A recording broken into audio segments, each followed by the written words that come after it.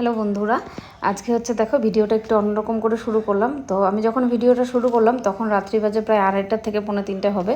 তো অন্নকূট যেহেতু আগের পরের দিন, তো এর জন্য আমি অন্নকূটের আগের দিন কোনো দিনই ঘুমাই না। তো একা হাতে কাজ করতে হয়, তার জন্য আমি রাত্রেবেলায় সব সবজি টবজি কেটে রাখি। তো আমি সবজি কাটতে বসেছিলাম প্রায় 11:30টার দিকে। আর দেখো আমার সবজি কাটা শেষ হয়েছে প্রায় 2:30 পৌনে 3টা বাজে তখন।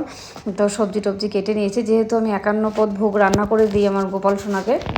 তো প্রত্যেক বছরই দিই, এবছর শুধু নতুন না। তো এই দেখো সব কেটে রেখে দিয়েছি সুন্দর করে, তোমাদের সঙ্গে ভাবলাম একটু শেয়ার করি।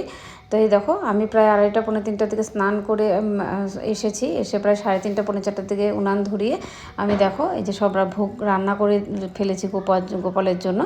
তো দেখো কীরকম লাগছে তোমরা একটু কমেন্ট করে জানাবে। তো এখন সব রেডি করে গোপালকে ভোগ দিব। তো এই দেখো আমি সব সাজিয়ে দিয়েছি, আর আমার গোপালকে কীরকম লাগছে তোমরা একটু জানাবে।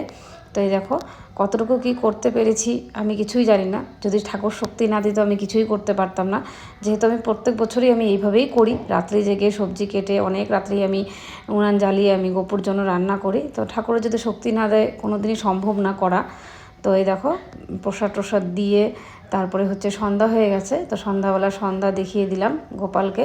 আর যেহেতু জানো তোমরা কার্তিক মাস শুরু হয়ে গেছে, তো ঘিয়ের প্রদীপ বা তিল তেল দেখাতে হয়, গোপালকে দিতে হয়। তো আমি তাই দেখিয়ে দিচ্ছি। তো সন্ধ্যাবেলা তো দেখো সন্ধ্যা পূজা দিয়ে এখন একটু গীতা পাঠ করে নিব। গীতা পাঠ করে গোপালকে সেবা দিয়ে একটু শুইয়ে দিব ওকে। তো ভিডিওটা ছাড়তে লেট হয়ে গেল, তোমরা কিছু মনে করো না। তো আসলে আমার শরীরটা বেশি ঠিক নেই কতটা দিন ধরে।